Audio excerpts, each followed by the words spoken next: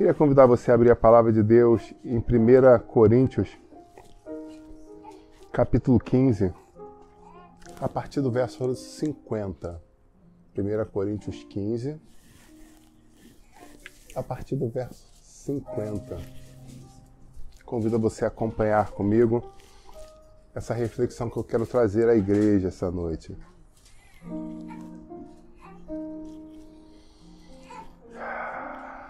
E agora digo isto, irmãos, que a carne e o sangue não podem herdar o reino de Deus, nem a corrupção herdar a incorrupção. Eis que vos digo um mistério. Na verdade, nem todos dormiremos, mas todos seremos transformados. No momento, num abrir e fechar de olhos, ante a última trombeta, porque a trombeta soará e os mortos ressuscitarão incorruptíveis, e nós, que estamos vivos, seremos transformados. Porque convém que isto que é corruptível se revista da incorruptibilidade, o que isto que é mortal se revista da imortalidade. E quando isto que é corruptível se revestir da incorruptibilidade, e isto que é mortal da imortalidade, então cumpre-se a palavra que está escrita: tragada foi a morte na vitória. Onde está a morte? O teu aguilhão. Onde está o inferno? A tua vitória. Ora, aguilhão da morte é o pecado, e a força do pecado é a lei. Mas graças a Deus que nos dá a vitória por nosso Senhor Jesus Cristo. Portanto, amados irmãos, sedes firmes e constantes, sempre abundantes na obra do Senhor, sabendo que o vosso trabalho não é vão no Senhor. Senhor, eu quero te agradecer por essa palavra e pela oportunidade de ministrar essa noite. Quero te agradecer por estar diante dessa seleta igreja e eu peço que o Senhor fale aos nossos corações de uma forma extraordinária, Pai. Que essa noite grilhões sejam quebrados, que essa noite decisões acertadas sejam tomadas, pactos sejam refeitos, Pai, em nome de Jesus. E mais do que ser refeitos, que esses pactos sejam cumpridos. É o que eu peço em nome de Jesus. Amém. Glória a Deus. A primeira pergunta que eu te faço é: ele falava para todos? Era para todo mundo que ele estava falando, ele estava conversando, falando com todo mundo? Ah, então todos serão transformados. Então beleza, pastor, todo mundo vai ser transformado. A gente precisa entender o texto dentro de um contexto. Porque se a gente faz fora do pretexto, fora do contexto, acaba virando um pretexto. Então, o que o apóstolo, ele estava escrevendo uma carta a uma igreja, a um povo separado, um povo que tinha aceitado a Jesus como seu Senhor e seu Salvador.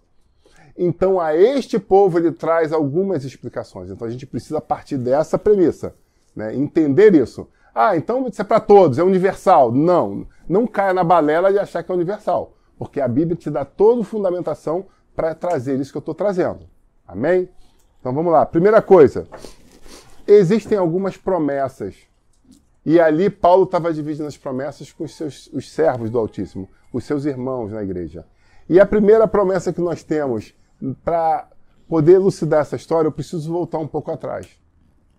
E quando eu volto um pouco atrás, a gente precisa voltar lá na morte e ressurreição de Jesus. E eu pergunto a você, o que ele disse para nós quando estava saindo? Quando estava voltando? Ele falou: não se preocupem. Porque quando ele ressuscitou, pensaram: vai ser algo agora fantástico. Ele ressuscitou, a história contra Roma vai mudar. E ele fala: prestem bem atenção, o meu reino não é daqui.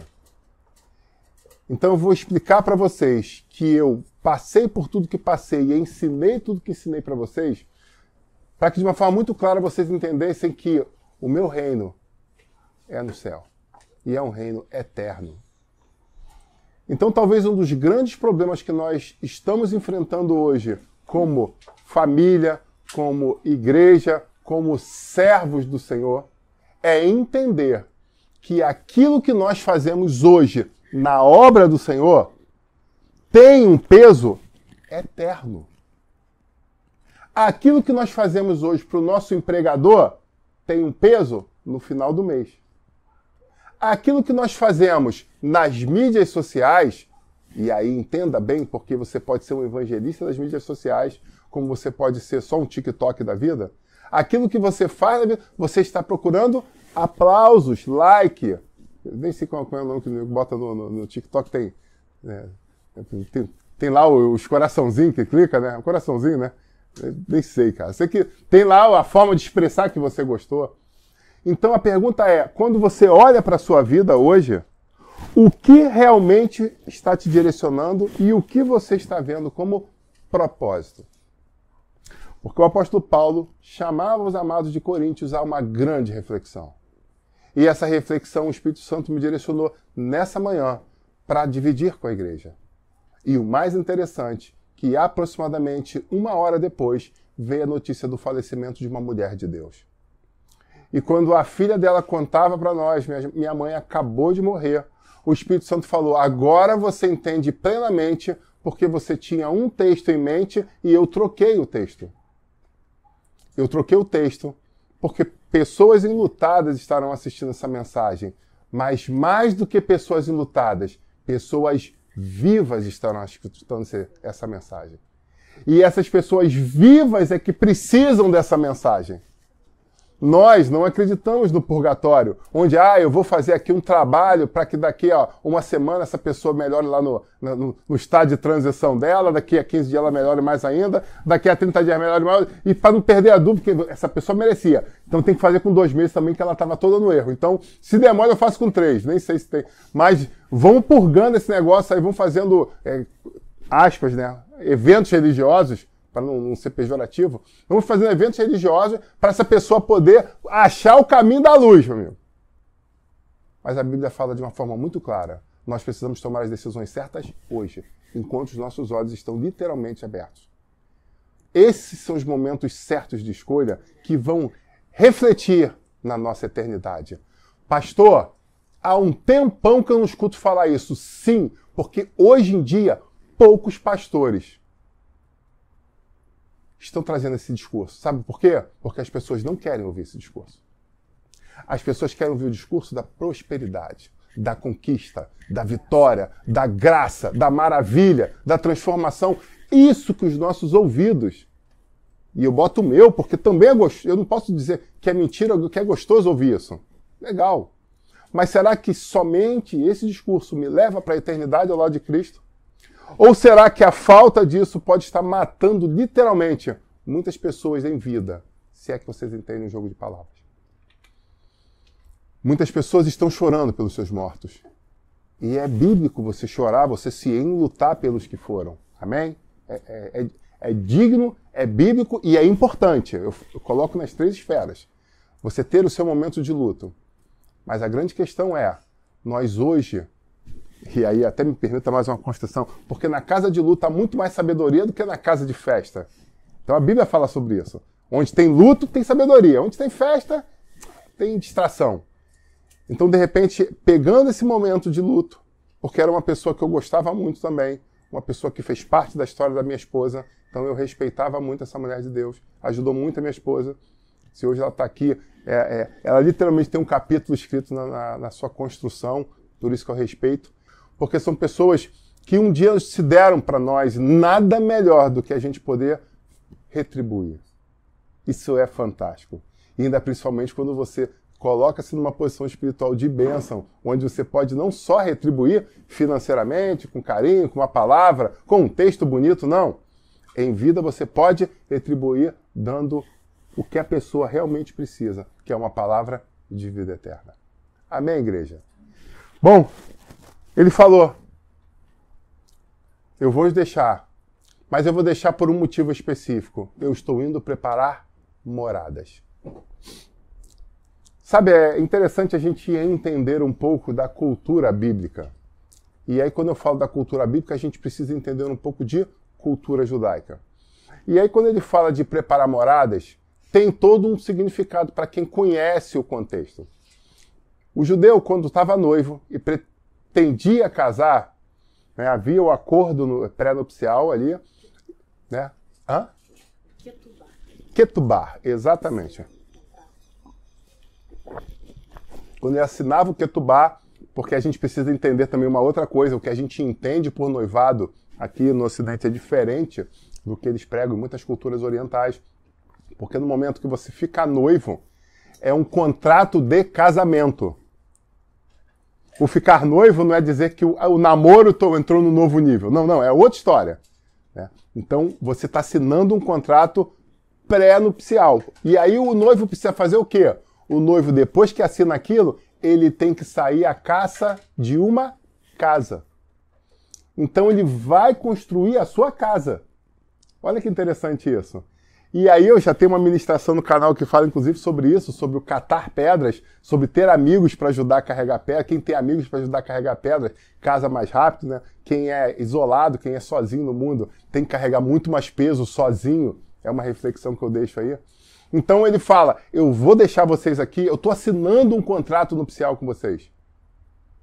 Ó, minha amada noiva, minha amada igreja, eu estou assinando aqui que eu vou levar você para minha morada.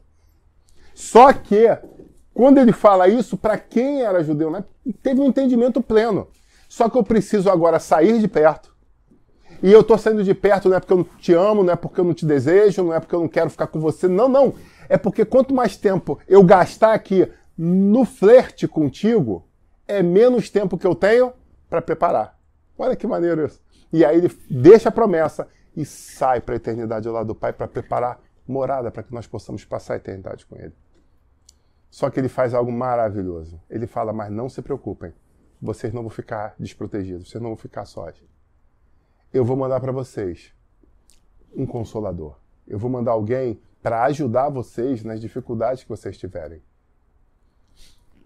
É interessante, me veio agora à cabeça um testemunho que um amigo meu, até da minha turma de sargento, contou. Do primo dele, que também era militar, também era sargento, e ele conheceu uma menina. E digamos que o sobrenome dela, o nome dela não era, tipo assim, muito valorizado no bairro, se é que vocês me entendem. Né? Então, digamos que ela era uma pessoa de muitas tentativas de acerto. Gostei disso, né? Eu acho que ficou bem romântico. Né? Então, digamos que ela tinha tentado, né, acertar com muitos amigos, vizinhos, primos, tio, inclusive, dele. E, de repente, ele, né, foi mais uma dessas tentativas, só que deu a liga. E aí, tio, primo, falou, tá maluco, rapaz? Não, ele não. É ela. Ela é a mulher da minha vida. Eu digo, não, não é não. Você tá enganado. Não, ele é. Não é não. Eu estou dizendo que é. E aí houve um problema em família. E aí tios, outras pessoas tentaram demover ele da ideia, mas ele estava convicto que aquela era a mulher da vida dele. Só que ele se formou na escola de sargentos e pasme. Ele foi para a selva amazônica. E ele tinha a promessa nesse lugar que ele estava, um lugar de posto avançado, de ficar 24 meses e ser transferido de volta. E aí ele podia voltar para o Rio de Janeiro, podia voltar para uma capital. E ela ainda estava estudando, estava terminando os estudos, e ele chega de uma forma muito madura e fala, a gente vai casar no dia da minha formatura, a gente vai fazer a lua de mel, e depois eu vou viajar para o norte. E eu volto 24 meses depois. É lógico que nas férias ele veio, mas a questão é, eu vou ficar esse tempo todo longe. E aí o pessoal botou a mão na cabeça e falou assim, agora já era, meu amigo. Esse cara vai assinar o contrato e vai deixar ela já... Só que esqueceram de ver o outro lado da história. Ela também estava apaixonada, também estava amando aquele homem. E o contrato que eles fizeram entre eles é, eu vou te respeitar, porque eu te amo. E eu decido mudar minha vida. E ele falou, eu confio na sua mudança. Só que ela falou, não adianta você sair e por mais que eu não faça nada, vai ter sempre alguém para acusar e dizer que eu fiz o que aconteci, tentando botar caraminholas na sua cabeça. Aí ele pergunta, e qual é a sua proposta? Não monte uma casa para nós, não monte uma casa para mim. Eu quero morar na casa da sua mãe. Truco, como diria o mineiro, né? Truco. Eu quero morar na casa da sua mãe. Porque ela vai acompanhar quando eu sair para o trabalho. Ela vai acompanhar eu voltando do trabalho. Ela vai sair, eu saindo para os estudos. Ela vai acompanhar a hora que eu voltei dos estudos. Ela vai ver os meus passos e não vai ter ninguém. Por mais que todos digam qualquer coisa, Em quem você mais confia? Na minha mãe. Então, se você confia na tua mãe, é com ela que eu quero morar. Eu não preciso dizer que esse casamento deu certo. E as coisas andaram de vento em popa. E aquela mulher conseguiu provar assim, para toda a família, comunidade, bairro, né, o entorno, que ela tinha se transformado. E agora era uma mulher íntegra. Sabe? Permita-me pegar essa história e fazer uma transposição. Muitas vezes, nós somos a noiva. Porque eu acredito que todos aqui aceitaram Jesus como seu Senhor e seu Salvador. Então, nesse momento, nós estamos na posição de noiva, esperando o noivo voltar. E eu pergunto, como era a tua reputação? Será que era das melhores? Será que você era aquela pessoa que era bem vista pela sociedade? Será que você dava uns deslizes? Será que quando você passava, as bocas, a mão já ia na boca já para falar, lá vai ele, lá vai ela. E aquilo ali, você não tem ideia. Talvez seja essa a sua história, porque eu posso dizer que durante muito tempo essa foi a minha história. Sabe, eu lembro como se fosse hoje, um dia que eu estava numa outra igreja, e era a celebração da ceia, como é hoje, e chamaram os pastores à frente, eu levantei, e no meio da igreja tinha uma pessoa que me conheceu no meu passado, e essa pessoa não me via há uns 8 anos aproximadamente. E eu lembro quando ela olhou, ela do meio da igreja, ela apontou e falou assim, eu não acredito, ele é pastor aqui. Chegaram a olhar para como assim? Na hora, eu me vi. Há muitos anos ela não me vê. Então ela só consegue, olhando para mim, lembrar o que eu fiz no meu passado. Quantas vezes acontece isso exatamente contigo? Pessoas que não te veem, não sabem o que você tem feito, mas te julgam exatamente por isso. Não, lá em 2005 eu lembro que... Tá, mas o que você fez de 2005 até agora? Não, em 2014, não faz tanto tempo não. Você de novo fez... Ok, e o que você fez de 14 até agora? E o mais interessante é que a pessoa pode chegar e falar, não, em 2021 você fez. E você fala, e aí só que você esqueceu do capítulo seguinte, Jesus Cristo me encontrou. Então, é muito importante nós entendermos que nós podemos até não ter uma história muito bela, uma história não muito romântica, uma história não muito santa ou muito pura, mas quando nós temos o Senhor Jesus, Ele nos lava com o sangue do Cordeiro. E quando as pessoas olham para nós, as nossas vestes estão mais alvas do que a neve, mais brancas do que traduzindo, estão limpas. E isso que nós estamos aqui, celebrando a ceia do Senhor, porque nesse dia é um memorial que nós fomos lavados por esse sangue. Nós fomos redimidos, nós fomos resgatados, nós tivemos o nosso Goel. Amém, igreja? Então, foi exatamente isso que aconteceu. Aquela mulher tomou a decisão acertada e ela ficou sob uma proteção. Assim Jesus falou, eu vou preparar a morada, mas eu vou deixar para vocês o Espírito Santo. E o Espírito Santo vai ser esse companheiro que vai estar o quê? Conectando muitos dos seus pedidos, até aqueles que você não consegue passar, ele vai estar te ajudando. Para o quê? Para que a informação certa chegue no céu. Olha que lindo isso. Ah, mas algumas pessoas, alguns demônios podem tentar chegar diante do trono e acusar você. Mas qual é a palavra final que Jesus vai ouvir? Que o Senhor Deus vai ouvir? É a palavra vinda do Espírito Santo. Então deixa eu te fazer um pedido. Não despreza esse grande amigo que o Senhor deu. Não despreza esse grande companheiro que o Senhor trouxe a você. Valorize cada vez mais esse companheiro. Valorize cada vez mais esse, literalmente, parceiro que nós temos nessa guerra. Valorize o Espírito Santo. Sabe, uma outra coisa ele deixou bem clara. Ele disse que nós faríamos, depois que ele partisse, coisas iguais ou até mesmo maiores do que o que ele fez. Essa semana nós entramos num propósito específico de uma consagração coletiva e uma consagração individual, onde o pastor dessa igreja trouxe a vocês um pedido. Não foi uma obrigação, mas foi uma convocação. Vocês conseguem entender a diferença? Não foi uma obrigação, mas foi uma convocação. Uma convocação, eu posso decidir se eu quero ou não fazer parte. Mas eu posso dizer que isso não nasceu pura e simplesmente do meu coração. Eu estou aqui só para dividir o sonho de Deus para a igreja dele, para a noiva dele. Muitos aqui são mulheres. E as mulheres, principalmente as casadas, tiveram, várias delas, o dia de princesa, o dia da noiva. Não é isso? Alguns mais simples, algumas rebuscados, né? Acho que todas botaram bob no cabelo. Mas o fato é, todas tomando banho, tomaram banho em uma banheira. Acho que todo dia de princesa, aquele negócio, dia de noiva, tem uma banheira envolvida, né? Aí, é verdade? Tomou banho de banheira também? Não tomou banho de banheira? Ih, caraca.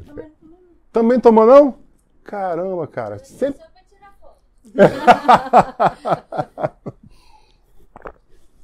Porque todos os folders que eu via quando estávamos noivos, né, que tinha essa... Todos eles tinham lá incluído... Não ficou marcado pra mim, né? Pra mulher ficar lá curtindo, pepino no olho dentro da banheira, pétalas de rosa flutuando. Então isso ficou marcado pra mim. Pra mim isso é o pacote básico, né? É o standard. Fato é, nós precisamos nos apresentar da melhor forma possível no dia do casamento. Então quando você tem o dia da noiva, você passa por diversos mimos de preparação para o dia do casamento. Sabe, talvez essa convocação que o Senhor tenha trazido à igreja fale exatamente a isso. Talvez seja uma preparação para o dia do encontro com o noivo. E muitos estão negligenciando essa preparação. Muitas pessoas estão postergando essa preparação. Não, ele me ama e ponto final. E aí eu pergunto, muitos aqui são casados ou namorados, e aí você pergunta, você chegar em casa, e eu lembro que antigamente, algumas eleições atrás, tinha lá um candidato que se chamava Sivuca, né? Nem sei se ele está vivo ainda, né? E aí você chegava lá em casa, lá depois daquele dia cansativo, e aí você chegava, a mulher estava com aquela camisa do Sivuca ali, e tinha um slogan lá, bandido bom é bandido morto. Aí você olha pra mulher com aquilo ali, cabelo no bob, pra lá em cima, aí chinela havaiana com prego arrastando, saindo faísca embaixo, e tu... Chinelo de fogo, né? Chinelo pentecostal que você sai, né? Com aquele prego. Aí você, caraca, meu amigo, sofridaço, meu amigo. A Jezabel na pista, ó, toda cheirosa, com aquele perfume de R$500 que nem Deus sabe como é que ela conseguiu comprar, porque ela é dura. Mas quem está lendo Provérbios sabe como, quem está acompanhando a leitura em Provérbios. O fato é, e aí algumas mulheres chegam para mim e falam, pastor, isso é uma briga desleal. Porque eu tenho filho para cuidar, eu tenho casa para arrumar. Eu falo assim, meu amigo, mas o mundo é repleto de estratégias. Você segue a que você quiser. Alguns se reinventam, outros se derrotam. O fato é, cada dia mais, principalmente para as mulheres, está cada vez mais cruel. Porque do momento que colocaram a independência feminina e muitas mulheres se tornaram, né, apoteóticas, digamos assim, para aquelas que são mulheres simples, se tornou uma verdadeira guerra. Por quê? A gente precisa entender a questão psicológica e fisiológica de homem e de mulher. A mulher é levada pelo quê? Pelo que ouve. E o homem? Pelo que vê. Por instinto de predador, por instinto de caçador. E por instinto de proteção, cada um desenvolveu mais um sentido. Então, o homem mais focado no que ele está vendo. E aí, onde Satanás trabalha a estratégia agora? Na visão. Exatamente, na visão. Ok? E aí, onde as mulheres estão sendo bombardeadas? No que elas ouvem. Então, essa reflexão é para os dois. Homens, prestem muita atenção no que vocês estão dizendo. Porque um grande relacionamento se costura no ouvido de uma mulher. E mulher, preste muita atenção nas coisas mais simples. Às vezes você fala, mas a casa está toda arrumada. Mas você está no bagaço. Será que ele está mais preocupado na casa arrumada? Ou quando ele bater o olho, ele vai ver aquele sofá arrumadinho, as almofadas no lugar, a comida do cachorro ali na tampa, ali certinho na água, sem formiga boiando, a ração ali, quando chega a fazer aquele com isca sachê por cima. Tu acha que o homem se liga nisso? Não. Ele vai olhar para quê? Para a adjutora dele. Ele vai olhar para a companheira dele. Ele vai olhar para a mulher dele, para a amiga, para a amante dele, para a mulher que ele deseja. Então, é muito mais importante a forma que você tem cuidado de você. E aí, pelo amor de Deus, antes que entre a mensagem entra no YouTube depois, pastor, minha mulher não está mais arrumando a casa depois que você falou. Calma, muita reflexão no que eu estou falando. Eu não estou mandando ninguém para de arrumar a casa. Eu estou falando que às vezes a gente tem no dia a dia, colocado as coisas em balanças erradas, com pesos errados. Então, às vezes, o filho tá limpinho, cheirosinho, com o cabelo penteado, cortado, que nem o espeto dos batutinhas, certinho, né? Que o espeto tinha o cabelo certinho. Pô, isso é muito legal. Mas e você? Eu preciso que você separe um momento para você, para fortalecimento dos olhos do seu marido. E marido, cuidado com o que você está falando, porque o ouvido dela está muito sensível e tem muita coisa ruim sendo dita por muitas bocas. Amém? Então nós precisamos ter cuidado com o que nós estamos falando, ouvindo e vendo.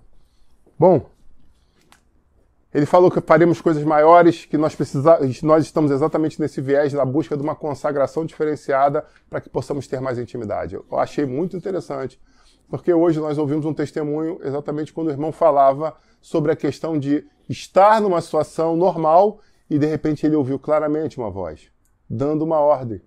E ele ainda retrucou e falou assim, eu não vou fazer isso, não estou afim, não, eu estou com vergonha. E aí o que aconteceu? Ele ouviu de novo. E não, mas eu não... E aí a voz falou de novo. E aí, graças a Deus, ele obedeceu. Porque a melhor coisa é obedecer do que sacrificar, do que tomar aquele antigo, que chamava de moca, lá no subúrbio da Leopoldino, né? Tomar a moca, não, o mocão era a variante do... Quando fazia mais besteira ainda, né? Precisa tomar aquela moca. A moca, né? O mocão era aquele que já vinha descendo, igual uma espada de gladiador na cabeça, quase arrancava um tufo de cabelo, né? Era a moca. Então era muito interessante, né? Coisas do subúrbio da Leopoldina, né? Do outro milênio. Então, hoje em dia seria agressão física, né? Então, eu não sei quantas vezes me agrediram fisicamente. Ou bullying, né? Ai, glória a Deus. Bom, continuando. Uma outra coisa que a palavra vai nos dizer é que em meio a este contexto que nós estamos construindo, eu preciso de uma ferramenta, de algo especial. E que algo especial é esse? O texto vai falar que nós precisamos de firmeza e de constância. Nessa hora, eu abro o dicionário da língua portuguesa e vejo o que está escrito lá. O que é firmeza? Qualidade do que é firme, seguro, consistente, estabilidade, sólido. Então, quando a Bíblia fala que nós precisamos ter firmeza nas nossas ações, ele coloca exatamente isso. Quando eu estou sendo firme, eu estou passando segurança? Eu estou passando estabilidade? Será que é isso que eu transpareço? Será que é isso que eu transpareço para minha família? Será que é isso que eu estou transparecendo para a minha igreja? Será que é isso que eu estou transparecendo para as pessoas que querem aceitar, são suscetíveis a aceitar a Jesus? Será que nós estamos passando exatamente essa firmeza no Evangelho para elas? Será que nós estamos passando essa firmeza na nossa fé? Porque é isso que a palavra está falando. Nós precisamos ser firmes. Nós precisamos ser pessoas de uma palavra. Nós precisamos ser pessoas que mostram a cara. Como o exemplo que ele falou, vai e ora. Mas eu não sei. Ora! Aí alguém pode falar, pô, mas ali era fácil, porque era uma família, Deus estava mandando ele orar para uma família cristã, que estava ali no meio de uma situação específica que tinha acontecido, e o Espírito Santo tocou no coração dele. Eles não oraram, eles não agradeceram. Eles estão tão empolgados com aquela alegria que eles estão vivendo, que eles esqueceram de dar graças. Olha que profundo isso. E aí quando ele fala isso, o próprio pai chega e fala, é mesmo, não, calma aí, eu preciso orar primeiro. Às vezes a nossa postura, a nossa palavra vai trazer o quê? Uma libertação, uma quebra de jugo. Outras, pura e simplesmente, vai abrir os olhos. Às vezes não é tão complexo. Às vezes é só o radar é 80, você está 90. Ih, distraí aqui. De repente é só uma distração. Não é aquele negócio que a pessoa está 150. Cara, a via aqui é 90. Você vai tomar uma multa. E a multa vai ser pesada. Às vezes é só distração. Eu lembro uma vez eu estava aqui com o pastor Austin, a gente conversando ali no carro, quando eu passei ali no radar, Estado do Galeão é 80, toda ela, mas tem um ponto ali que botaram um catador de dinheiro de 60 por hora. Eu juro que eu estou tentando entender até hoje, né, se alguém entendeu por que botaram ali Embaixo de uma passarela, um radar de 60, eu juro que você pode me explicar porque eu estou tentando entender. Se a passarela para as pessoas passarem, por que tem que reduzir a velocidade embaixo da passarela? Reflexivo, né? Mas muito reflexivo. Porque às vezes a gente tenta ajustar algumas coisas para justificar o erro. Porque a pessoa que atravessa numa via, embaixo de uma passarela, se você pegar juridicamente, isso é considerado suicídio. Isso é o que está escrito na lei. Mas vamos fazer o seguinte, vamos tentar ajustar a lei para que esse pecado, as pessoas corram menos risco. Aí eu pergunto, deixou de ser pecado? Deixou de ser um erro? Não. Quantas vezes nós estamos vivendo exatamente assim? Tentando arranjar paliativos para justificar coisas que nós não queremos mudar. Nesse caso, é só subir a passarela e atravessar. E os carros continuariam na velocidade normal, 80. O fato é, eu conversando com o pastor Washington, quando eu vi, eu estava a 75, porque havia... E de repente, pô, estava eu sendo multado. Indignado? Sim. Chateado? Sim. Sentindo aquilo como afronta? Sim. Mas o fato é, o que agora eu tenho que fazer? Pagar essa multa. Eu incorri num erro e eu preciso o quê? Corrigir esse erro. E como é que se corrige esse erro no caso da sociedade? Arcando pecuniariamente com o pagamento dessa multa. Tudo que eu trouxe aqui como uma construção foi uma construção, acredito que até que inteligente, interessante, reflexiva. Mas a regra está lá e eu preciso seguir as regras. Então, eu literalmente, por um momento de distração, mas pastor, você é um mau motorista porque você foi multado naquele dia. Consigo encaixar nisso? Claro que não. Uma multa, sei lá, em 20 anos de carteira, 30 anos de carteira, primeira multa acho que eu tomo. Na segunda, tive uma lá em 1996. Olha só que profundo.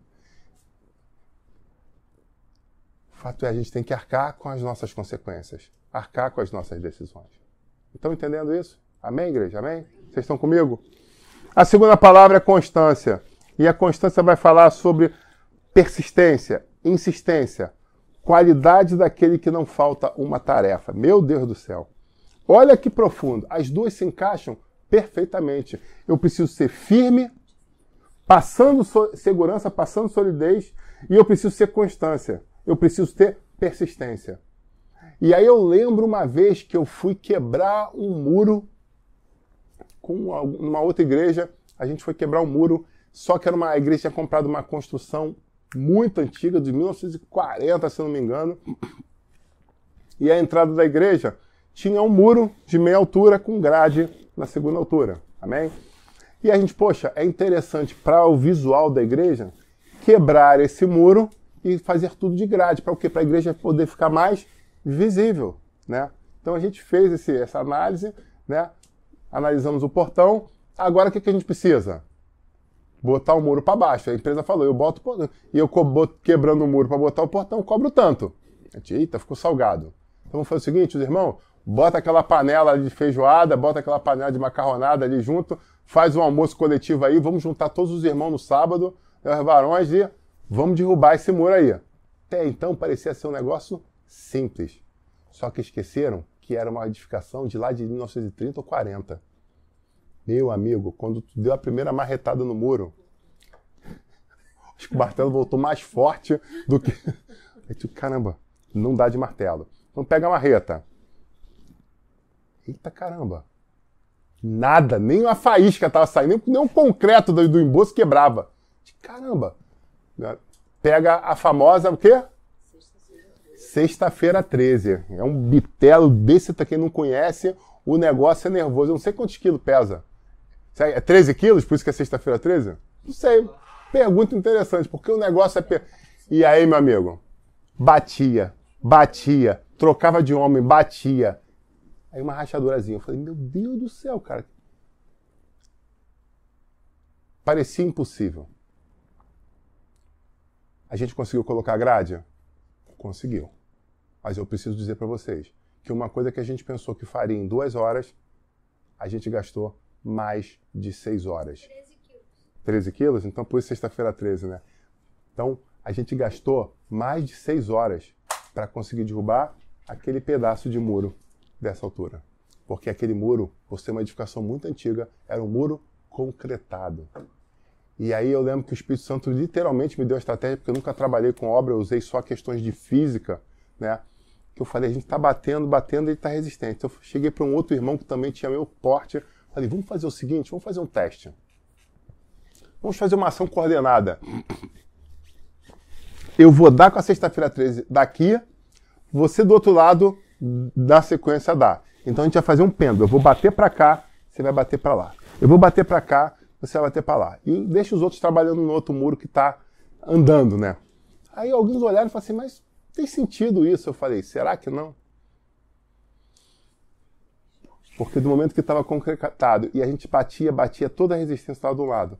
Quando você batia de um lado, ele começou o quê? A lentamente oscilar. E aí começaram a ver que começou a quebrar o emboço, começou a rachar, e as pessoas olharam e falaram assim, essa estratégia dá certo. Porque era uma forma de tirar a estrutura dele. Muitas vezes é assim que o inimigo faz na tua vida. Você está olhando para um lado, você está guerreando para um lado, e daqui a pouco, quando você vê, a guerra vira para um outro lado. Quem já passou por isso? E de repente, onde você menos imagina, você está sendo atacado também. Você, caramba, por aqui, literalmente pela minha retaguarda. Naquela situação nós derrubamos um muro, mas o Espírito Santo está dizendo para vocês que você precisa ter vigilância. E você precisa ter constância e, principalmente, firmeza. Porque é a sua firmeza que vai permitir que você se mantenha de pé, mesmo que o ataque venha, mesmo que o bombardeio, como nesse caso que a gente fez com o muro, venha de lados distintos. O fato é, as pessoas que estavam fazendo no outro muro, tinham 6 batendo no outro muro, olharam e falaram, o resultado deles está muito melhor com 2 só, porque a ideia foi, vamos quebrar um, depois a gente pensa no outro. Eu falei, não, peguei um só, falei, vamos lá, vamos fazer um teste. E aí viram que aí começaram a fazer exatamente como a gente estava fazendo e acabou diminuindo um pouco o trabalho. Mesmo assim, o trabalho foi muito árduo. Então eu digo para vocês que às vezes os ataques estão vindo de formas diferentes, mas o que nós precisamos ter é firmeza. Não podemos fazer como aquele muro que acabou se abalando quando um ataque diferente aconteceu sobre ele. E aí depois eu até entendi, como era uma casa de frente para a rua, quem fez pensou que eu vou concretar o muro, porque se tiver um acidente de carro, passava muito ônibus, bater aqui não vai colocar em risco o prédio. Então quem fez uma coisa bem pensada, né? Só que agora estava ali os crentes tentando mudar a estrutura por outras questões estéticas e etc. Então você é firmado na rocha. Ou melhor, você deve estar firmado na rocha, porque é isso que o Senhor fala. Nós precisamos ter as nossas sapatas calçadas não na areia, para que nós justamente não venhamos a oscilar diante da dificuldade, mas nós precisamos estar fundamentados. E a rocha é Cristo Jesus. Logo, nós precisamos ter os nossos fundamentos em Cristo. Amém?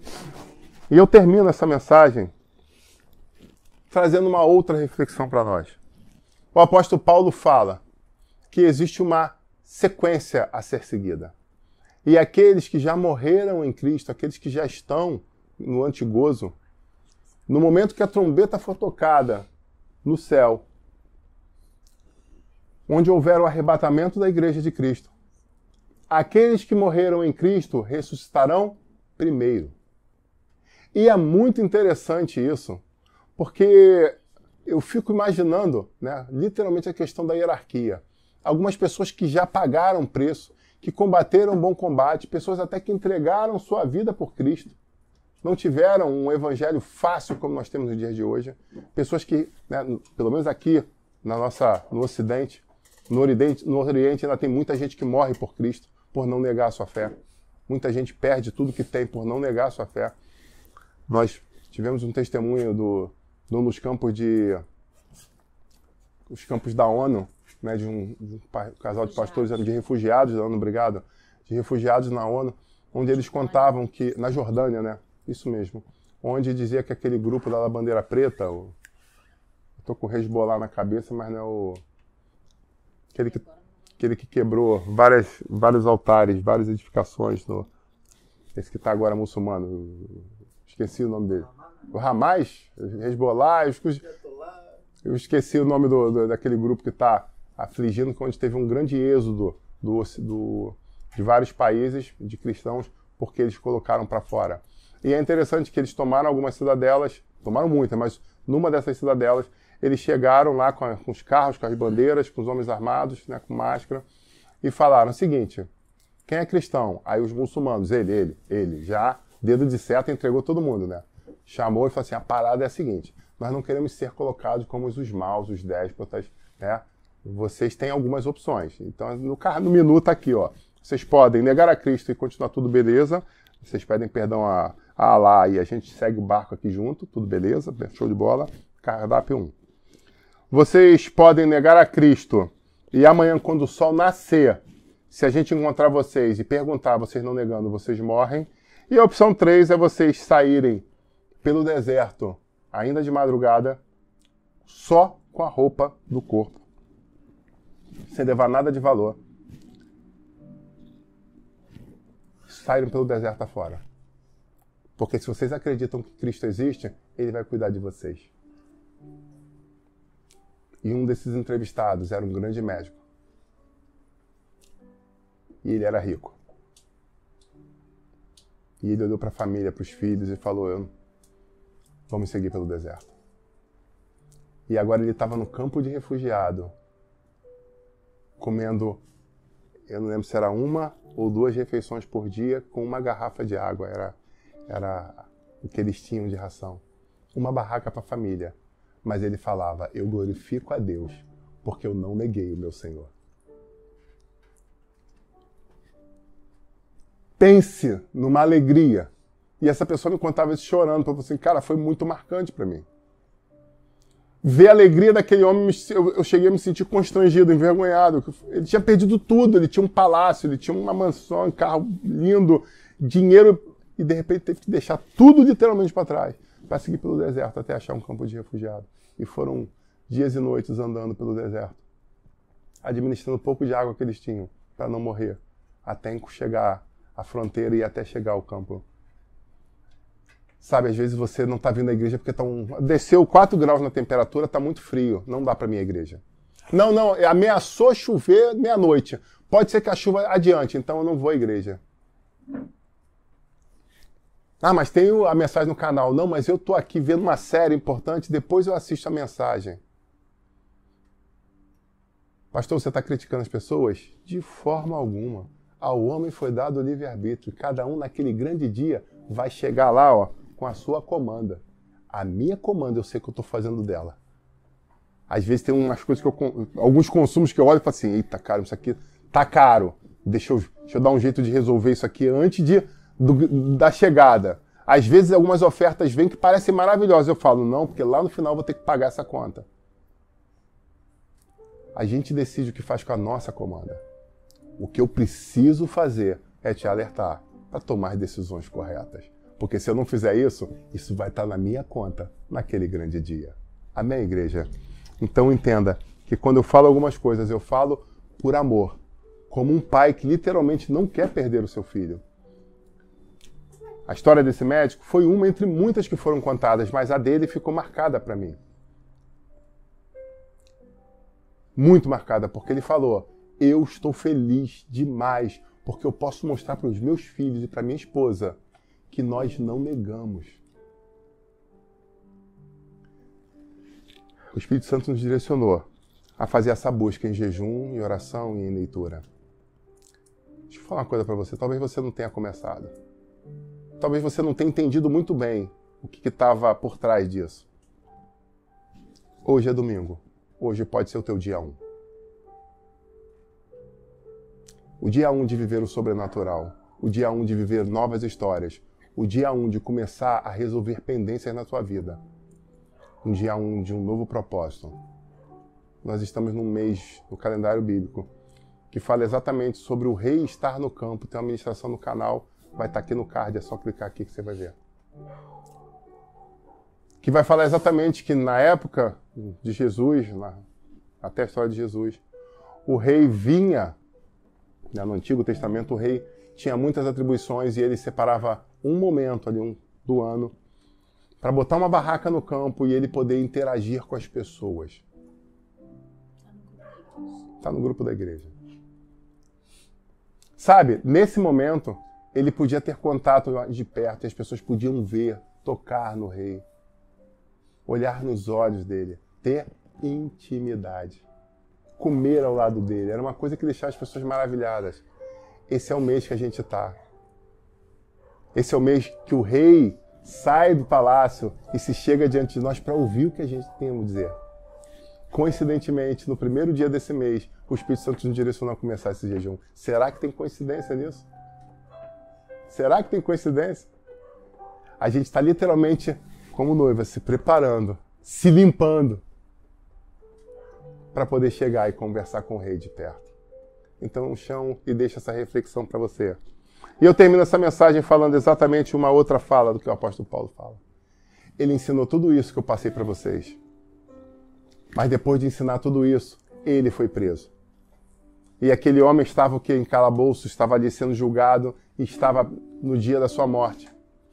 E aí chegam para ele e perguntam, você não está com medo de morrer? E ele fala, medo eu? Eu posso dizer de novo? Eu posso dizer para vocês uma coisa muito clara. E é o que eu divido com vocês. Ele disse, combati o bom combate, acabei a carreira e guardei a fé. E desde agora, a coroa está preparada. Eu vou receber. Sonhar com a casa própria é muito importante. Sonhar com a troca do carro é muito legal. Sonhar com a promoção no emprego é totalmente digno. Buscar aquele diploma de pós-formação é muito legal, te traz um patamar melhor nas questões empresariais. Tudo isso é digno. Mas o texto fala de uma forma muito clara. Aonde eu estou juntando tesouros? Porque todo o trabalho que nós fazemos no Senhor, esse não é vão. Porque todos os outros vão trazer refrigério, conquistas e vitórias agora. Amém? Mas não podemos esquecer em momento algum que a nossa vida não se resume às questões temporais, mas existem as questões atemporais.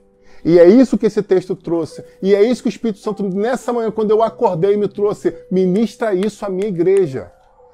A minha igreja está dispersa, focando na troca de celular, na compra de um computador novo, na troca dos pneus. Tem tantas coisas que estão confundindo a mente deles, distraindo a mente deles, que eles estão esquecendo que eu estou preparando morada e a qualquer momento eu volto para buscar.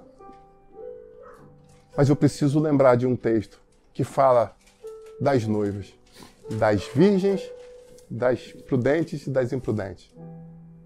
Existiam 10. Mas o noivo veio na noite e elas precisavam acender as lamparinas para chegar até ele, para encontrar ele, né? Mas o texto vai falar que 5 delas não tinham reserva. Sabe, igreja, talvez você não tenha entendido, mas o propósito que esse pastor traz a essa igreja é justamente para que você aumente as suas reservas. O que eu estou fazendo com vocês é literalmente preparando vocês para o encontro do noivo, seja em qualquer momento que for. Eu podia estar aqui trazendo uma palavra muito gostosa, muito mais amigável, que motivasse o teu ego, a tua alma. Mas o que eu estou fazendo aqui, em nome de Jesus, fortalecendo o teu espírito. Para que você não venha se perder em meio às armadilhas que estão sendo lançadas. Em nome de Jesus, estude. Em nome de Jesus, procure um emprego melhor. Em nome de Jesus, cuide do seu corpo. Em nome de Jesus, faça com que as coisas aconteçam. Pare de procrastinar. Mas em nome de Jesus, o mais importante disso tudo é não esquecer aonde vem a recompensa eterna. Amém? Queria convidar você a se levantar que eu quero orar por você. Pai, em nome de Jesus, eu quero apresentar essa igreja diante de Ti. Eu quero apresentar cada homem e mulher representado aqui e clamar a Ti, Deus Todo-Poderoso, que nós possamos tomar decisões acertadas, que nós possamos andar em constância e em firmeza, Pai. Que nós possamos seguir conforme o texto fala, entendendo que existem muitas coisas a serem labutadas na nossa história. Muitas mesmo. Mas nós não podemos esquecer a importância de peso entre cada uma delas, Pai.